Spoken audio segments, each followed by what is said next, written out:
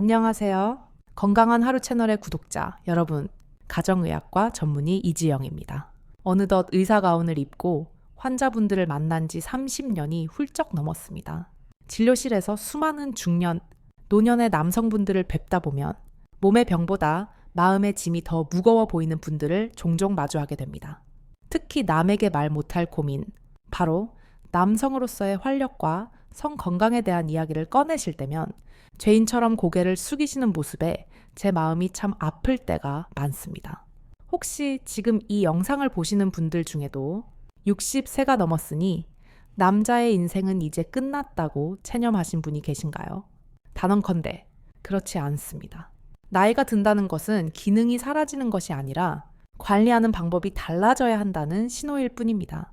오늘 저는 여러분이 그동안 아무도 제대로 알려주지 않았던, 오히려 잘못 알고 있어서 여러분의 소중한 활력을 갉아먹고 있었던 치명적인 실수들에 대해 의학적인 관점에서 솔직하게 이야기해 보려 합니다. 많은 분들이 부끄러움 때문에 숨기거나 혹은 잘못된 상식으로 인해 스스로를 망가뜨리고 있는 습관들이 있습니다.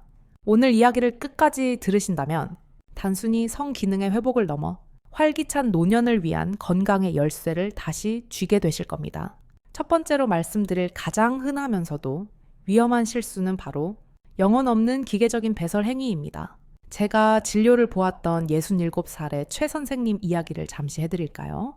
이분은 심각한 발기부전 증상으로 저를 찾아오셨습니다. 처음에는 그저 노화 때문이라고만 생각하셨습니다. 하지만 상담을 깊게 진행하다 보니 문제의 원인은 다른 곳에 있었습니다. 이분은 거의 매일 혼자만의 시간을 가졌지만 그 과정이 너무나 건조하고 습관적이었습니다. 마치 숙제를 해치우듯 똑같은 손길로, 똑같은 강도, 그리고 최대한 빨리 끝내는 것에만 집중하고 계셨습니다. 우리 뇌는 놀라울 정도로 학습 능력이 뛰어납니다.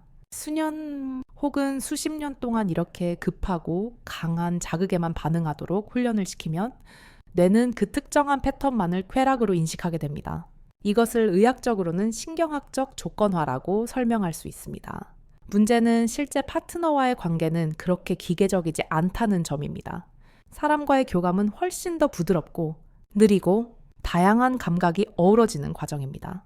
하지만 이미 강하고 빠른 자극에 길들여진 뇌와 신경은 이런 자연스러운 자극에는 더 이상 반응하지 않게 되어버립니다. 결국 몸은 건강한데도 불구하고 실전에서는 아무런 느낌을 받지 못하거나 기능을 하지 못하는 심각한 감각 저하 상태에 빠지게 되는 것입니다. 이것은 단순히 성생활의 문제가 아닙니다. 자신의 몸을 학대하는 것과 다를 바 없는 이 습관은 자존감을 떨어뜨리고 타인과의 친밀한 접촉 자체를 두려워하게 만듭니다. 결국은 심리적인 위축과 우울감으로 이어져 전반적인 삶의 질을 급격히 떨어뜨리는 원인이 되기도 합니다. 기억하세요. 빠른 해결이 목표가 되어서는 안 됩니다. 우리의 몸은 기계가 아니기 때문에 속도보다는 감각 그 자체에 집중하는 훈련이 필요합니다. 두 번째로 많은 분들이 저지르는 실수는 아예 문을 닫아버리는 것, 즉 사정과 성적 활동을 완전히 중단해버리는 것입니다. 배우자와 사별하셨거나 이혼을 하셨거나 혹은 그저 나이가 들었다는 이유로 나는 이제 졸업했다 라고 스스로 선을 긋는 분들이 정말 많습니다. 부산에서 오셨던 68살의 박 선생님도 그런 경우였습니다. 이분은 밤마다 대여섯 번씩 깨서 화장실을 가야 하는 빈뇨와 아랫배의 묵직한 통증 때문에 병원을 찾으셨습니다. 전립선 비대증이나 염증이 의심되는 상황이었죠. 제가 조심스럽게 마지막으로 사정한 것이 언제인지 여쭤보았습니다.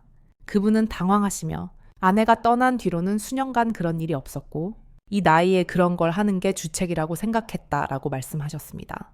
여기에 아주 큰 오해가 있습니다. 여러분이 의도적으로 활동을 멈춘다고 해서 여러분의 신체 장기인 전립선도 일을 멈추는 것은 아닙니다. 전립선은 끊임없이 전립선액을 만들어내는 기관입니다.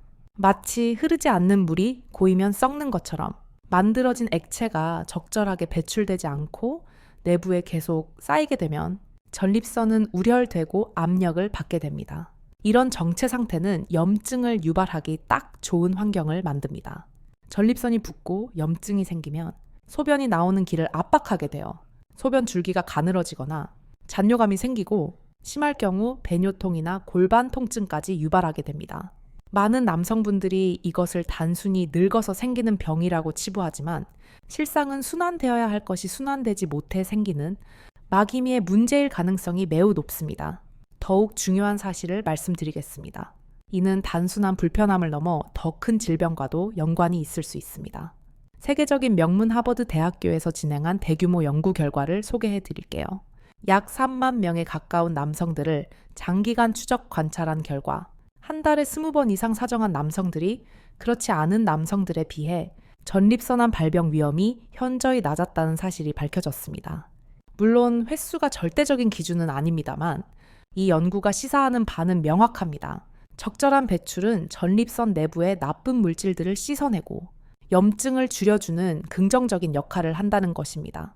앞서 말씀드린 박 선생님께 저는 약물 처방과 함께 조심스러운 숙제를 내드렸습니다. 욕구가 생기지 않더라도 건강 관리를 위해 주기적으로 배출을 시도해 보시라고 권해드렸습니다. 처음에는 어색해 하셨지만 몇 달 뒤 다시 뵈었을 때 그분의 표정은 완전히 달라져 있었습니다. 밤에 화장실 가는 횟수가 줄어들어 잠을 푹 자게 되었고 무엇보다 늘 묵직하던 아랫배의 불쾌감이 사라졌다고 하셨습니다. 신체적인 증상만 좋아진 것이 아니었습니다. 스스로 닫아버렸던 자신의 남성성을 다시 확인하면서 생활 전반에 자신감이 붙고 눈빛이 살아나셨더군요. 여러분의 전립선은 심장이나 위장처럼 평생 관리가 필요한 소중한 장기입니다. 나이가 들었다고 심장 박동을 멈추게 할 수 없듯이 전립선의 기능도 인위적으로 멈추려 해서는 안 됩니다. 그것은 자연스러운 생리 현상이며 여러분의 건강을 지키는 중요한 방어 기제이기도 합니다. 세 번째로 짚어볼 문제는 어쩌면 앞서 말씀드린 두 가지보다 더 근본적이고 심각한 문제입니다. 바로 수치심으로 인한 고립입니다. 진료실 문을 열고 들어오시는 환자분들의 표정을 보면 말하지 않아도 느껴지는 무거운 공기가 있습니다. 성 건강에 대해 질문을 드리면 시선을 피하거나 민망하다는 듯이 서둘러 화제를 돌리는 모습들 말입니다. 선생님, 다 늙어서 무슨 젊은 사람들이나 하는 거죠? 이렇게 말씀하시면서 짓는 씁쓸한 미소 뒤에는 사실 깊은 수치심이 자리 잡고 있는 경우가 많습니다. 우리 세대는 성에 대해 엄격한 교육을 받고 자랐습니다. 자신의 몸을 탐구하거나 욕구를 드러내는 것을 점잖지 못하다거나 죄스러운 것으로 여기는 문화 속에서 살았지요. 어릴 때 들었던 그 부정적인 메시지들은 어른이 되고 노년이 된 지금까지도 무의식 속에 남아서 자신의 몸과 화해하지 못하게 만들고 있습니다. 이런 수치심은 단순히 감정의 문제로 끝나지 않습니다. 의학적으로 보았을 때 수치심은 우리 몸을 긴장시키고 스트레스 호르몬을 뿜어내게 만듭니다. 스스로를 부정하고 위축되게 만드는 이 마음은 결국 신체적인 고립을 불러옵니다. 누군가와 닿는 것을 피하게 되고 나중에는 자기 자신의 몸을 만지는 것조차 거부하게 됩니다. 하지만 여러분, 피부와 피부가 닿을 때 혹은 스스로를 따뜻하게 위로할 때 우리 몸에서 어떤 변화가 일어나는지 아십니까? 행복 호르몬이라 불리는 도파민과 안정감을 주는 옥시토신이 분비됩니다. 이 호르몬들은 스트레스를 낮추고 면역력을 높이며 심지어 치매 예방에도 도움을 줍니다. 반대로 수치심 때문에 스스로를 가두고 신체적 접촉을 차단해버린다면 우리는 이 천연 보약과도 같은 호르몬들을 스스로 포기하는 셈이 됩니다. 실제로 오랫동안 혼자 지내시며 우울감을 호소하던 70대 초반의 환자분이 계셨습니다. 특별히 어디가 아픈 곳은 없는데도 늘 기력이 없고 삶의 의욕이 바닥난 상태였습니다. 이야기를 들어보니 10년 넘게 그 어떤 성적 활동도 없으셨더군요. 그분은 스스로를 이미 시들어버린 고목나무처럼 여기고 계셨습니다. 저는 그분께 거창한 운동이나 약물이 아닌 아주 작은 변화를 제안했습니다. 바로 자신의 몸을 긍정적으로 바라보고 다시 감각을 깨워보는 것이었습니다. 이 과정은 결코 부끄러운 일이 아니며 나를 돌보는 가장 기본적인 행위라는 것을 인지시켜 드렸지요. 그 결과는 실로 놀라웠습니다. 함께 노력한 지 불과 몇 주가 지나지 않아 그분은 밤잠을 설치는 일이 줄어들었고 얼굴에 돌던 검은 기운이 사라지며 맑은 혈색을 되찾으셨습니다. 높았던 혈압도 안정을 찾아 약을 줄일 수 있게 되었습니다. 이것은 고장난 기계를 기술적으로 수리한 것이 아닙니다. 오랫동안 끊어져 있던 내면의 전선을 다시 연결하여 꺼져가던 생명의 불을 다시 밝힌 것과 같습니다. 수치심이라는 감정은 이토록 무서운 것입니다. 여러분의 생명력을 소리 없이 야금야금 갉아먹고 나는 이제 다 끝난 사람이다 라는 거짓된 믿음을 심어줍니다. 하지만 여러분, 의사로서 분명히 말씀드립니다. 자신의 몸을 존중하고 아끼며 사랑하는 데 있어서 너무 늦은 나이란 절대 존재하지 않습니다. 당신은 여전히 온전한 남성이며 그렇게 느낄 자격이 충분히 있고 또 그렇게 느껴야만 건강하게 살아갈 수 있습니다. 여기서 우리가 꼭 짚고 넘어가야 할 중요한 호르몬이 하나 있습니다. 바로 남성의 활력을 상징하는 테스토스테론입니다. 많은 분들이 이 호르몬은 나이가 들면 자연스럽게 줄어드는 것이니 어쩔 수 없다고 체념하십니다. 물론 생물학적인 노화의 영향도 분명히 있습니다.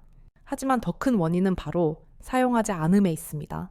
여러분이 스스로를 성적인 존재로 인식하기를 멈추는 바로 그 순간 상황은 급격하게 나빠지기 시작합니다. 우리 뇌는 아주 효율적인 기관입니다. 여러분이 활동을 멈추면 뇌는 이제 이 기능은 필요 없구나 라고 판단하고 호르몬을 만들어내는 공장의 가동률을 스스로 낮춰버립니다. 이 호르몬의 균형이 무너지기 시작하면 단순히 성욕이 사라지거나 기능이 떨어지는 문제에서 그치지 않습니다. 여러분이 생각하는 방식, 움직이는 속도, 심지어 삶을 대하는 태도까지 모든 것이 변하게 됩니다. 제가 오랫동안 진료를 보면서 기억에 남는 또 다른 환자분이 계십니다. 평생을 소방관으로 헌신하셨던 73살의 김 선생님이셨습니다. 젊은 시절에는 불길 속을 뛰어들 만큼 강인하고 당당하셨던 분입니다. 하지만 은퇴 후 저를 찾아오셨을 때는 어깨가 축 처지고 눈빛이 흐릿하여 마치 다른 사람처럼 보였습니다. 그분은 선생님, 그냥 나이를 먹어서 기운이 다 빠져나간 것 같습니다. 라고 힘없이 말씀하셨습니다. 혈액 검사 결과를 살펴보니 예상대로였습니다. 남성 호르몬 수치가 치료가 필요할 정도로 바닥을 치고 있었습니다. 제가 조심스럽게 성생활이나 독신 생활에 대해 여쭈었을 때 그분은 고개를 저으며 씁쓸하게 웃으셨습니다. 에이, 선생님, 그런 건 잊어버린 지 오래입니다. 이제 와서 무슨 관심이 있겠습니까? 바로 이 생각이, 이 믿음이 여러분의 건강을 위협하는 진짜 적입니다. 달력에 적힌 나이 숫자 때문이 아닙니다. 여러분의 성생활을 내 존재에 살아 숨쉬는 일부분으로 보기를 멈추고 스스로 불필요한 것으로 취급하는 그 순간이 가장 위험합니다. 저는 김 선생님께 아주 천천히 그리고 조심스럽게 제안을 드렸습니다. 다른 누구를 위해서가 아니라 오직 본인 스스로를 위해 잠들어 있던 감각을 깨워보자고 말입니다. 거창한 목표를 세우거나 무리한 시도를 한 것이 아닙니다. 수치심이나 부담감 없이 그저 현재의 내 몸에 집중하는 아주 간단한 연습들이었습니다. 그리고 몇 달 뒤 정말 기적 같은 변화가 일어났습니다. 호르몬 수치가 정상 범위 가까이 회복된 것은 물론이고 무엇보다 그분의 자세가 달라졌습니다. 구부정하던 허리가 펴지고 목소리에 다시 묵직한 힘이 실렸습니다. 예전처럼 덤벨을 들고 운동을 다시 시작하셨다며 이야기하는 내내 눈을 반짝이셨습니다. 우리의 몸은 주인의 관심에 즉각적으로 반응합니다. 여러분이 성적인 자아를 무시하고 방치하면 테스토스테론 또한 침묵합니다. 하지만 여러분이 나는 아직 살아있다, 나는 아직 느끼고 싶다 라는 의도적인 신호를 단 한 번이라도 보내면 우리 몸은 수년 동안 멈춰있던 시스템을 다시 가동하기 위해 꿈틀거립니다. 그렇다면 구체적으로 어떻게 해야 할까요? 당장 파트너를 찾으라거나 약을 드시라는 이야기가 아닙니다. 제가 여러분께 처방해 드리는 솔루션은 바로 내 몸과의 재연결 시간입니다. 하루에 딱 10분이면 충분합니다. 조용하고 의도적이며 무엇보다 자신을 존중하는 마음으로 내 몸과 다시 만나는 시간을 갖는 것입니다. 어떤 목표도 압박감도 가질 필요가 없습니다. 지금부터 제가 알려드리는 5가지 단계를 잘 기억해 두셨다가 오늘 밤부터 당장 실천해 보시길 바랍니다. 첫 번째 단계는 안전한 공간 확보입니다. 가족이나 다른 사람의 방해를 받지 않고 온전히 내게만 집중할 수 있는 편안한 공간을 찾으십시오. 잠들기 전 침실이 가장 좋겠지요. 두 번째 단계는 깊은 호흡입니다. 자리에 편안하게 눕거나 앉아서 코로 깊게 숨을 들이마시고 입으로 천천히 내뱉습니다. 이것을 5번 정도 천천히 반복해 보세요. 잔뜩 웅크리고 있던 어깨, 꽉 담은 턱, 그리고 긴장된 가슴의 근육을 하나하나 풀어준다고 상상하십시오. 몸의 긴장이 풀려야 비로소 감각이 깨어날 준비가 됩니다. 세 번째 단계는 의도적인 접촉입니다. 이제 천천히 자신의 몸을 만져보십시오. 하지만 예전처럼 급하게 습관적으로 빨리 끝내기 위해 하시면 안 됩니다. 목적지를 향해 전속력으로 달리는 경주가 아닙니다. 내 손이 닿는 곳의 피부 느낌이 어떤지, 온도는 따뜻한지, 어떤 압력으로 눌렀을 때 기분이 좋은지 호기심을 가지고 탐색하듯 천천히 느껴보십시오. 네 번째 단계는 부정적인 생각 흘려보내기입니다. 이 과정에서 불쑥불쑥 이 나이에 내가 지금 뭐 하는 짓인가 하는 자괴감이나 죄책감이 들 수도 있습니다. 그런 생각이 드는 건 자연스러운 일입니다. 그것은 여러분의 잘못이 아니라 과거의 낡은 습관이 만들어낸 메아리일 뿐입니다. 그저 이런 생각이 드는구나 하고 알아차린 뒤 강물에 나무잎을 띄워 보내듯 슬며시 흘려보내십시오. 다섯 번째 단계. 마지막은 결과에 집착하지 않기입니다. 반드시 사정을 해야 한다거나 강한 쾌감을 느껴야 한다는 강박을 버리십시오. 끝까지 가도 좋고 중간에 멈추어도 괜찮습니다. 오늘의 목표는 오르가슴이라는 결승점 통과가 아니라 내 몸과 대화하는 연결 그 자체니까요. 이 연습을 매일 꾸준히 딱 30일만 해보십시오. 한 달 뒤에는 성기능이 좋아지는 것은 물론이고 아침에 일어날 때의 에너지, 일상의 기분, 그리고 거울 속에 나를 대하는 눈빛 자체가 완전히 달라져 있다는 것을 느끼게 되실 겁니다. 이제 여기서 제가 꼭 짚고 넘어가야 할 아주 현실적이고도 중요한 문제가 하나 있습니다. 바로 영상물, 즉 성인물 시청에 대한 이야기입니다. 많은 중년, 노년 남성분들이 나이가 들면서 감각이 무뎌지다 보니 혹은 무료함을 달래기 위해 성인물에 의존하는 경우가 많습니다. 이거라도 안 보면 도무지 반응이 없어요 라고 하소연하시기도 합니다. 하지만 현대의 성인물, 특히 인터넷으로 쉽게 접하는 영상들은 여러분의 뇌를 망가뜨리는 치명적인 독소를 품고 있습니다. 너무 빠르고 지나치게 자극적이며 현실과는 동떨어진 과장된 장면들이 쉴 새 없이 쏟아집니다. 이런 강렬한 시각적 자극에 노출되면 우리 뇌는 순간적으로 도파민이라는 강력한 쾌락 물질을 쏟아냅니다. 얼핏 보면 활력이 도는 것 같지만 이것은 착각입니다. 반복적인 노출은 무서운 결과를 초래합니다. 우리 뇌는 점점 더 강하고 더 자극적인 것을 원하게 됩니다. 마치 매운 음식을 계속 먹다 보면 미각이 마비되어 점점 더 맵고 짠 것을 찾게 되는 것과 똑같은 이치입니다. 이것은 단순한 취향의 문제가 아닙니다. 뇌의 신경회로가 바뀌는 신경화학의 문제입니다. 인공적이고 과장된 자극에 길들여진 뇌는 현실 세계의 느리고 부드러운 자극에는 더 이상 반응하지 않게 됩니다. 결국 화면 속의 자극 없이는 발기가 되지 않거나 실제 아내와의 관계에서는 아무런 흥분을 느끼지 못하는 포르노, 유발성 발기, 부전 상태에 빠지게 되는 것입니다. 심지어 혼자서 해결하려 해도 영상 없이는 불가능한 상태가 되기도 합니다. 하지만 너무 걱정하거나 좌절하실 필요는 없습니다. 제가 오늘 이 이야기를 꺼낸 진짜 이유는 여러분을 꾸짖기 위함이 아니라 희망을 드리기 위해서입니다. 이것은 돌이킬 수 없는 영구적인 고장이 아닙니다. 여러분은 결코 망가지지 않았습니다. 우리 뇌는 죽는 순간까지 변하고 성장하는 신경 가소성이라는 놀라운 능력을 가지고 있습니다. 60세가 넘고 70세가 넘어도 잘못된 습관으로 굳어진 뇌를 다시 훈련시킬 수 있다는 뜻입니다. 자극적이고 인위적인 화면을 멀리하고 대신 내 몸의 감각과 현실적인 자극에 집중하는 연습을 꾸준히 한다면 여러분의 뇌는 다시 깨끗하게 정화될 수 있습니다. 무엇이 진짜 흥분인지, 무엇이 진정한 떨림인지 우리 몸은 다시 기억해낼 수 있습니다. 마지막으로 발기 기능에 대해 의학적으로 꼭 드리고 싶은 말씀이 있습니다.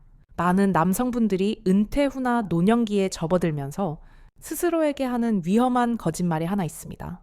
이제 성관계도 안 하는데 발기가 되든 말든 무슨 상관이야. 하지만 비뇨기과나 가정의학과 의사들이 진료실에서 환자분들께 충분히 강조하지 못하는 진실이 있습니다. 발기력은 단순히 성행위를 할 수 있느냐 없느냐의 문제가 아닙니다. 그것은 여러분의 혈관이 얼마나 깨끗한지, 신경계가 얼마나 건강하게 작동하는지, 그리고 심장이 얼마나 튼튼한지를 보여주는 우리 몸의 성적표와 같습니다. 음경은 우리 몸의 다른 근육이나 혈관 조직과 똑같습니다.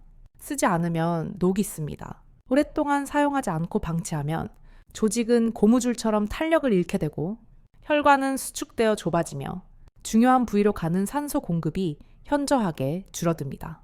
나중에 정말로 다시 기능을 회복하고 싶어도 혹은 새로운 인연을 만나 사랑을 나누고 싶어도 그때는 이미 조직이 굳어서 되돌리기 힘든 상태가 될 수 있습니다. 설령 파트너와의 관계가 없는 상황이라 할지라도 규칙적인 발기는 그 자체로 훌륭한 건강 관리입니다. 조직에 신선한 혈액과 산소를 공급하고 신경 회로가 죽지 않도록 계속해서 신호를 보내는 과정이기 때문입니다. 이것은 쾌락만을 쫓는 탐욕이 아닙니다. 여러분의 신체 건강을 지키고 남성으로서의 정체성과 자존감을 보존하는 필수적인 행위입니다. 여기까지 제 이야기를 경청해 주신 여러분, 오늘 제가 드린 말씀들을 가슴 깊이 새겨주셨으면 합니다. 여러분은 나이가 들었다는 이유로 고장난 기계 취급을 받아서는 안 됩니다. 세상의 편견이나 혹은 스스로 만들어낸 한계 때문에 압도당하거나 주눅 들지 마십시오. 그리고 무엇보다 여러분은 혼자가 아닙니다. 지금 이 순간에도 여러분 몸 안의 모든 세포와 시스템은 주인인 여러분과의 연결을 간절히 기다리고 있습니다. 여러분의 뇌는 여전히 짜릿함을 느끼고 싶어 하고 여러분의 심장은 여전히 누군가를 향해 열리고 싶어 하며 여러분의 피부는 살아있다는 것이 어떤 느낌인지 기억하고 싶어 합니다. 잃어버린 활력을 되찾는 이 여정은 다른 누군가의 허락이나 도움이 필요하지 않습니다. 바로 여러분 자신으로부터 시작되는 것입니다. 움츠러드는 것을 멈추는 선택, 내 몸이 기분 좋기를 원하는 것에 대해 죄책감을 갖지 않기로 하는 결심, 그리고 나이가 들면 투명 인간이 되어야 한다는 거짓말을 더 이상 믿지 않겠다는 용기에서 시작됩니다. 여러분은 투명 인간이 아닙니다. 여러분은 여전히 여기에 존재하며 남은 인생을 어떻게 채워나갈지는 오직 여러분의 손에 달려 있습니다. 오늘 저의 진심 어린 조언이 여러분의 마음에 작은 불씨가 되었기를 바랍니다.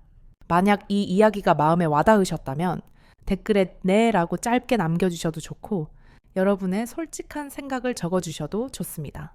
궁금한 점이 있으시다면 언제든 댓글로 남겨주세요. 제가 다음 영상에서 성심성의껏 답변해 드리도록 하겠습니다. 여러분의 성생활과 활력은 끝난 것이 아닙니다. 단지 잠시 잊고 있었던 내 몸과의 재연결, 나 자신에 대한 존중, 그리고 다시 시작할 수 있다는 약간의 용기가 필요할 뿐입니다. 오늘부터 당장 나를 아끼고 사랑하는 시간을 가져보시길 응원합니다.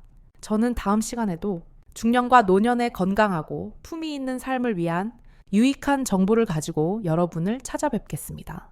신사 여러분, 오늘도 몸과 마음이 모두 건강한 하루 보내십시오. 감사합니다.